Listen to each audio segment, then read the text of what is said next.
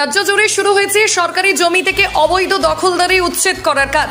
একদিকে নিজেদের জমি থেকে দখলমুক্ত করে চলেছে রাজ্য সরকার, অন্যদিকে নিজের জমি এবং পরিত্যক্ত কোয়ার্টার থেকে বেআইনি দখলদারি সরিয়ে দেওয়ার প্রস্তুতি নিয়ে ফেলেছে ভারতীয় রেল।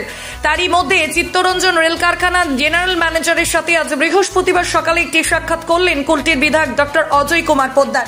দেখুন এই বিষয়ে কি জানালেন বিধায়ক।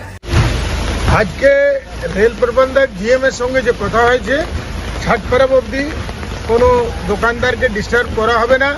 এতে আমাদের জ্যোতির্ময় সিং মাহাতো, পশ্চিমবাংলার মহামন্ত্রী, পুরুলিয়ার সাংসদ, ওনার কথাটা রেলমন্ত্রীর সঙ্গে হয়েছে। রেলমন্ত্রীর আশ্বাসে আমি জিএম এর কাছে গিয়েছিলাম। জিএম বললেন ছট পরব অবধি কিছু করা যাবে না। সেটা আমি স্ট্রংলি বলেছি কি ছট পরব অবধি কোনো দোকান যেমন না ভাঙে। তার মানে পুজোর মরশুমে যাতে কোনো সমস্যা না পড়ে যান রেল কলোনির বেআইনি দোকানদার এবং বসবাসকারীরা, তাই ছট পূজা এবং পর্যন্ত তাদের উচ্ছেদ প্রক্রিয়া যাতে এগিয়ে দেওয়া যায় সেই অনুরোধ করছেন বিধায়ক অজয় কুমার পোদ্দার। কুলটি থেকে ওয়াসিম খানের রিপোর্ট, 24 ঘন্টা লাইভ।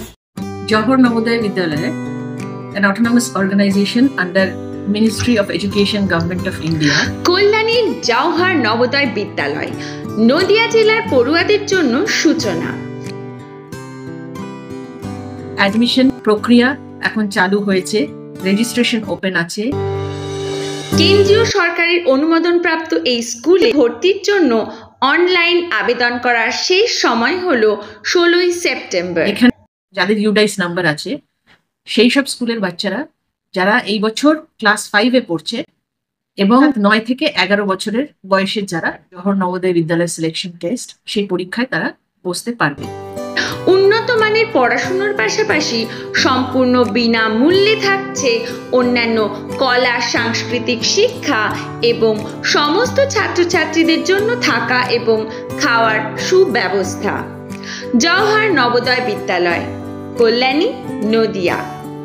বিশদ জানতে লক্ষ্য করুন আমাদের ওয়েবসাইট কিংবা সরাসরি কল করুন এই নাম্বারে।